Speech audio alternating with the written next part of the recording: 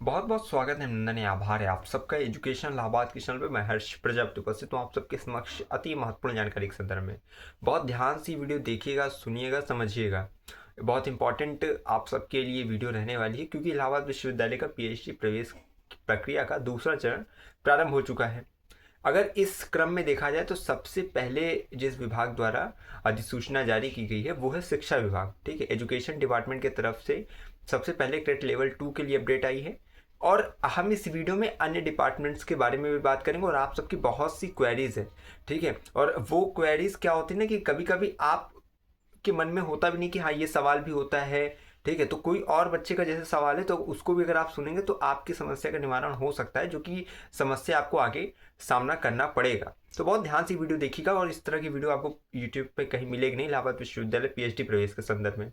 क्योंकि जितने भी हैं सब यूजी पीजी इसी सब में व्यस्त रहते हैं। बाकी पीएचडी के जितने बच्चे हैं, इसलिए कहता हूँ चैनल से जुड़ जाइएगा, क्योंकि यहाँ से लेटेस्ट अपडेट सबसे पहले आप तक पहुँच सके, आपके डिपार्टमेंट की सूचना आप तक पहुँच सके, इसके लिए ज़रूरी है कि आप चैनल से जुड़ जाइए।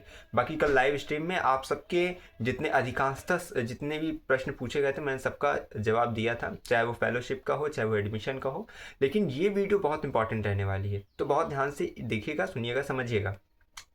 करना क्या है, क्या नहीं करना है। दूर है, बहुत बच्चे दूर दराज से, तो उन सबके लिए भी हम इस वीडियो में चर्चा करने वाले हैं। तो बहुत ध्यान से, पहली चीज़ है, आप एजुकेशन डिपार्टमेंट वाले जितने बच्चे हैं वो 16 दिसंबर से पहले पहले जाकर अपना रिसर्च प्रपोजल और 13 दस्तावेज हैं। अब सभी बच्चे अब दस्तावेज सुन ले ध्यान से। ठीक है, सबसे पहले रिसर्च प्रपोजल आ जाता है। ठीक है, पहला हो गया। दूसरा आपका जो है हाई स्कूल का मार्कशीट सर्टिफिकेट। तीसरा आपका इंटरमीडिएट का। चौथा आपका ग्रेजुएशन का। पांचवा आपका पोस्ट ग्रेजुएशन का। छठा आपका स्लेट नेट जेआरएफ जो भी है उसका सर्टिफिकेट।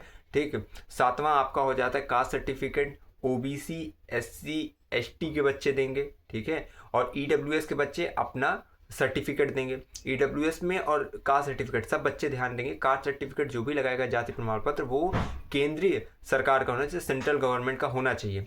अब इसको जाकर जो बच्चों का नहीं बना होगा वो जाकर किसी साइबर कैफ़े पे बनवा लेंगे। 3 से 4 दिन में आपको वो बनाकर दे देंगे। ठीक है, और जो ईडब्ल्यूएस वाले बच्चे हैं वो ध्यान देंगे, ईडब्ल्यूएस का जो सर्टिफिकेट बनता है वो स्टेट का बनता है। ठीक है, सेंट्रल नहीं जारी करता है ईडब्ल्यूएस का। हाँ, सेंट्रल के फॉर्मेट पे आपको बनवाना है। जब भी आप जाएंगे ईडब्ल्यूएस का सर्टिफिकेट बनवाने, आप देखिएगा सेंट्रल का फॉर्मेट। और आपको मैं एक चीज़ बता दूं कि जब पीजी का एडमिशन हो रहा था, यानी कि एमए एमएससी एमकॉम का, तब मैंने ईडब्ल्यूएस सर्टिफिकेट पे एक डिटेल वीडियो बनाई थी कि ठीक है कि उसकी क्या क्राइटेरिया होती है, सेंट्रल की फॉर्मेट क्या है। तो उसको आप एक बार गूगल पे भी सर्च करोगे तो वो पूरा एक फॉर्मेट मिल जाता है कि आपका जो ईडब्ल्यूएस का सर्टिफिकेट अगर आपने बनवा लिया तो उसको मिलाइएगा। अगर उस सब क्राइटेरिया को फॉलो कर रहा है तो आपका सेंट्रल गवर्नमेंट का है। ठीक है, तो सेंट्रल के फॉर्मेट में स्टेट जो है जारी करता है। तो ईडब्ल्यूएस का सर्टिफिकेट आप बनवा लीजिएगा सेंट्रल के फॉर्मेट में, स्टेट गवर्नमेंट का। ठीक है, और जो ओबीसी एससी एसटी वो सब सेंट्रल गवर्नमेंट का अपना बनवाएंगे स्कार सर्टिफिकेट, क्योंकि सेंट्रल यूनिवर्सिटी है तो सेंट्रल का सब सर्टिफिकेट लगता है। बाद में फिर दिक्कत होगी अगर स्टेट का लगाएंगे तो। ठीक, ये हो गया। अब इसके बाद जो अगर देखा जाए तो आठवां जो डॉक्यूमेंट्स है वो है आपका, हाँ, ईडब्ल्यूएस सर्टिफिकेट बता दिए, एक सोशल कैटेगरी सर्टिफिकेट सातवां। आठवां जो ईडब्ल्यूएस सर्टिफिकेट। नौवां जो है एडमिट कार्ड आपका क्रेट का लगेगा, क्रेट का जो आपने एडमिट कार्ड ठीक है लिया निकाला था वो। उसके बाद क्रेट का स्कोर कार्ड। ठीक है, तो 10 डॉक्यूमेंट्स ये हो गए। 11वां हो जाता है आधार कार्ड आपका। 12वां हो जाता है आपका लेटेस्ट पासपोर्ट साइज फोटो। ठीक है, 2 5 जो भी हो रख लीजिएगा। उसके बाद आपका यहाँ से जितने भी डॉक्यूमेंट्स है 12 डॉक्यूमेंट्स है वो मैंने बता दिए। ठीक है, इसके अलावा कुछ और लगेगा नहीं। और अगर विभाग द्वारा कोई सूचना आती है तो नोटिस में भी मेंशन रहता है कितने डॉक्यूमेंट्स चाहिए, क्या चाहिए। तो इन 12 को तो कैरी करिएगा ही करिएगा। अगर इसके अलावा भी कोई अगर डॉक्यूमेंट्स है तो उसको भी कैरी करके रखिएगा। ठीक, ये हो गया। अब इसके बाद जो मेन चीज़ आता है, ये तो हो गया डॉक्यूमेंट्स। डॉक्यूमेंट में सबसे पहले जो चीज़ है वो रिसर्च प्रपोजल। आपका जो शोध प्रस्ताव हो, ठीक है, शोध विधि और शोध परिकल्पना से युक्त होना चाहिए। कई बार चीज़ें मैंने बताई है। साथ ही साथ 3 चीज़ें हैं जो आपको ध्यान में रखनी है, रिसर्च प्रपोजल बहुत बेहतर बनेगा। और वो 3 चीज़ें हैं कि आपको 3 वीडियोस देखनी पड़ेगी, जो कि डिस्क्रिप्शन में आपको लिंक मिलेगा। पहली वीडियो में फॉर्मेट बताया गया है, जैसे इंग्लिश डिपार्टमेंट का फॉर्मेट विश्वविद्यालय ने जारी किया था लास्ट ईयर। अन्य भी किसी डिपार्टमेंट्स का अगर जारी हुआ था तो उस वीडियो में मैंने कवर किया है कि उसको दिखाया मैंने। और रिसर्च प्रपोजल जिस प्रकार से बच्चे यूनिवर्सिटी का बनाते हैं वो पूरा पूरा फॉर्मेट, कि आपका लोगो कितना बड़ा होना चाहिए, उसमें आपका जो टाइटल आप लिख रहे हो, जो विषय शोध विषय आपका है कितना, फॉन्ट उसका कितना बड़ा होना चाहिए, ठीक है, तो उसको पर्टिकुलर सीक्वेंस में रखेंगे तो बहुत अच्छा लगे रिसर्च प्रपोजल। अभी क्या मैं देख रहा हूँ जो बच्चे मुझे सेंड कर रहे हैं, रिसर्च प्रपोजल इतना मतलब जो लोगो है उतना बड़ा कर दिए और जो फॉन्ट इतनी कर दिए, तो उसको मेंटेन करके रखना है। तो वो तभी आपको पता चलेगा जब आप वीडियोस देखेंगे। तो 3 वीडियो है और इसीलिए रिक्वेस्ट कर रहा हूँ, आप ही के लिए कर रहा हूँ कि पहली है जिसमें फॉर्मेट वगैरह बताए हैं, ठीक है, उसको देखिए। उसके बाद दूसरी है जिसमें जो बताया गया है कि हाउ टू नहीं एलिमेंट ऑफ रिसर्च प्रपोजल, ठीक है, तो उसको देखिए कि रिसर्च प्रपोजल बनाने में पहले क्या क्या चीज़ें ध्यान रखनी है, फिर how to write a research proposal, लिखना कैसे, उन सब चीज़ों को देखेंगे ना, तो आप सब जो मुझे लगातार भेजते हैं अपना रिसर्च प्रपोजल, उसमें जो कमियां हैं मुझे बात बतानी नहीं पड़ेगी, आप खुद ही अपना जो है अवलोकन कर सकते हैं कि फिर कितनी कमियां आप में है, कितना सुधार है करना है, ठीक है। तो कई चीज़ होते हैं, कई इसमें कई चीज़ें भूल जाते हैं, ठीक है।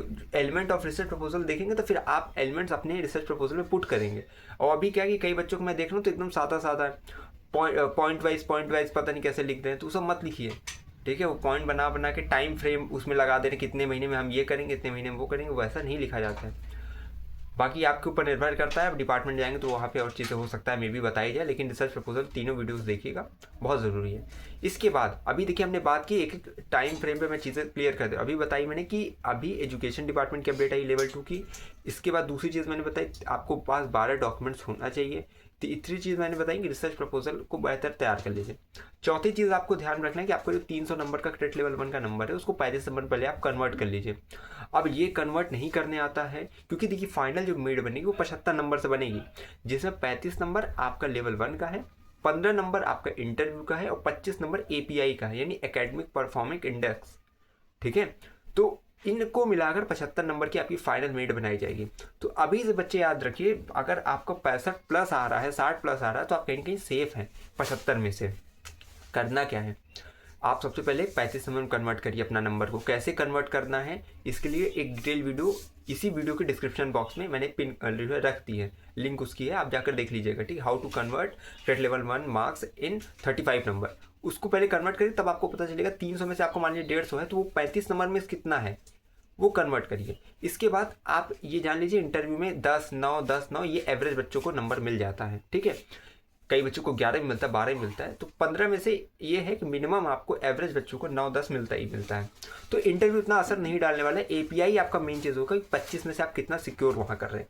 API लेवल 1 इतना जितना देख लीजिए, अगर आपका और आप ये एवरेज 9 नंबर 8 नंबर वो भी रख लीजिएगा इंटरव्यू का, कुल मिला के देखिएगा 60 65 से ऊपर है कि नहीं, ठीक है। 60 से ऊपर 65 से ऊपर तो कहीं कहीं आप सेफ हैं, ठीक है, कि आपको मिल जाएगा। 60 के ऊपर 55 इतना देखिएगा आप लोग। बाकी फाइनल मेरिट तो विश्वविद्यालय के डिपार्टमेंट द्वारा ही जारी की जाएगी। तो ये मैंने अभी चौथी चीज़ बनाई है, बताई आपको कि अब पहले आप लेवल 1 के मार्क्स को कन्वर्ट करिए, उसके बाद आप फैसला खुद ही कर सकते हैं कि आपका कैंपस में होगा कॉलेज में होगा। अगर मुझे लगता है 65 प्लस है तो कैंपस में हो जाएगा, 60 प्लस है 55 प्लस है तो कहीं कहीं कॉलेज में हो सकता है मिल जाए, ठीक है, लेकिन एक क्लियर नहीं है एकदम। अब 5वीं चीज़ ध्यान में क्या रखनी है कि आप सबको अवेयर रहना है। जनरल जितनी भी चीज़ें हैं, जैसे कि नोटिफिकेशन कभी भी आ जाती, कल रात को ही देखिए आई थी मेरी लाइव स्ट्रीम करने के बाद, तो मैंने डिटेल वीडियो तुरंत बनाई थी, बहुत अच्छा लगा देखकर कि आप सब एक्टिव थे। और कभी भी आज कल परसों में बहुत से डिपार्टमेंट्स की अपडेट आएगी, ठीक है, तो जब आएगी तो हम सूचित करेंगे। और अब यहाँ से एक चीज़ छठी से ये ध्यान रखना है, ऐसा नहीं कि सूचना आई है तो आप लोग के मन में बहुत कन्फ्यूज़न होनी चाहिए कि सही है कि नहीं सही है। जो भी सूचना यहाँ से दी जाएगी वो सही रहेगी, और उसमें जो भी डेट मेंशन रहती है, जैसे एजुकेशन डिपार्टमेंट का 16 दिसंबर तक आपको जमा करना है, उसके बाद शॉर्ट लिस्ट किया जाएगा बच्चों को और फिर इंटरव्यू के लिए बुलाया जाएगा, तो फिर डिपार्टमेंट जाना रहेगा। तो कार्य विभाग में जाना है, कार्यालय में अपने अभी जो है डॉक्यूमेंट सबमिट करना है, उसके बाद 16 दिसंबर के बाद अपडेट आएगी, फिर जो है इंटरव्यू के लिए जाना है। अभी अन्य डिपार्टमेंट के जो बच्चे हैं उनको ये ध्यान में रखना है कि आप लोग केवल एक बार टेलीग्राम को देखते रहें, उस पर कोई भी नोटिस आती है और यूट्यूब पे आती है तो उसको देखिए, फॉलो करिए और फिर अपना रिसर्च प्रपोजल सबमिट करिए।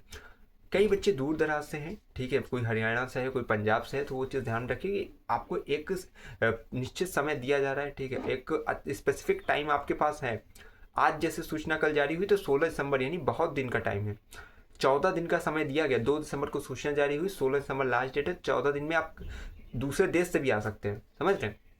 तो वो सब चीज़ें, दूसरी चीज़ें आप आइए अपना रिसर्च प्रपोजल सबमिट करिए। उसके बाद जब लेवल 2 की अपडेट आ जाएगी ना, कि इंटरव्यू की अपडेट आ जाएगी, हाँ इंटरव्यू देने जाना है, तो भी आपको कम से कम 3 दिन 5 दिन का समय दिया जाएगा कि बच्चे जो दूर दराज से वो आ जाएँ, ठीक है।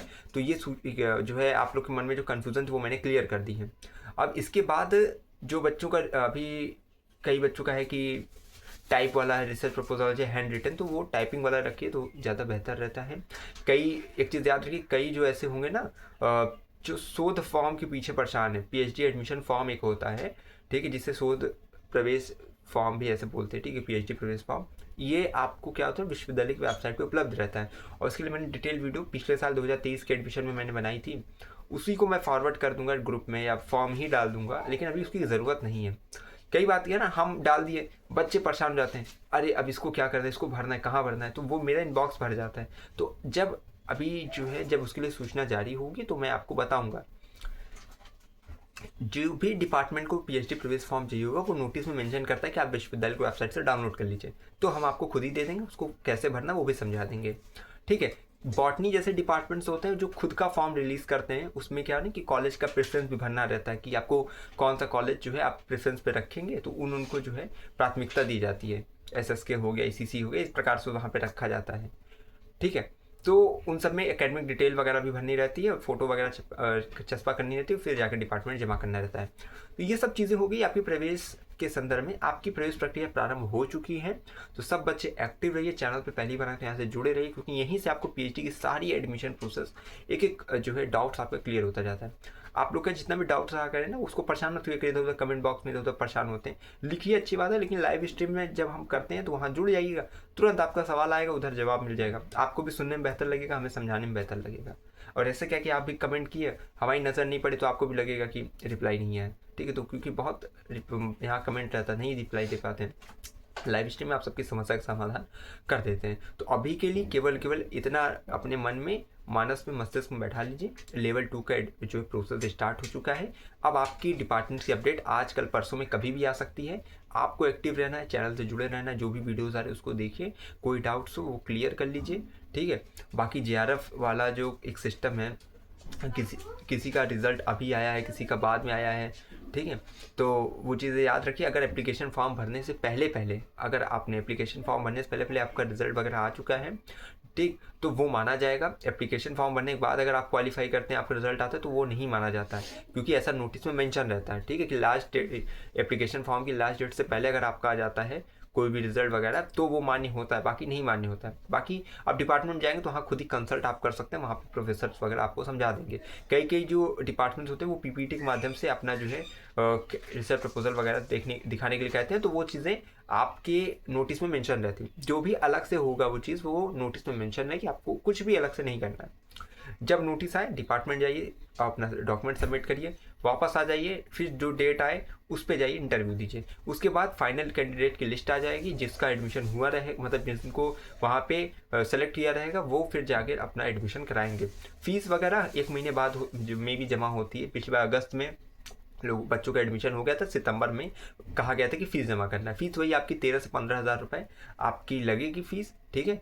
और ये अलग अलग फैकल्टी की अलग अलग हो सकती है। ये केमिस्ट्री की 13,000 लास्ट ईयर एक बच्चे ने मुझे बताया था, ठीक है। तो इस प्रकार से थी। फेलोशिप भी 8 से 10 हज़ार जो है फैकल्टी वाइज जो है एवरेज मिलती है पर मंथ। तो वो सब चीज़ें हैं। और कैंपस कॉलेज किसको मिलती किसको नहीं, इस पर कल मैंने डिटेल चर्चा कर दी, मुझे इस पर ज़्यादा चर्चा नहीं करनी। अगर आपको कोई क्वेरी कोई क्वेश्चन हो, लगातार कमेंट बॉक्स में लिखिएगा। और ये आपका चैनल है, इतना विश्वास बना के रखिए, कोई भी गलत सूचनाएं नहीं मिलती हैं। ऑथेंटिक, ऑफिशियल और फास्टेस्ट अपडेट आपको इलाहाबाद विश्वविद्यालय के चैनल के माध्यम से प्रेषित की जाएगी। तो लगातार जुड़े रहिए हमारे साथ। हमें विश्वविद्यालय के पास कोई भी खबर विकास पहुंचाते रहेंगे आपके पास। डिस्क्रिप्शन में जितनी वीडियो है जरूर देखिएगा। बहुत बहुत धन्यवाद, बहुत बहुत आभार।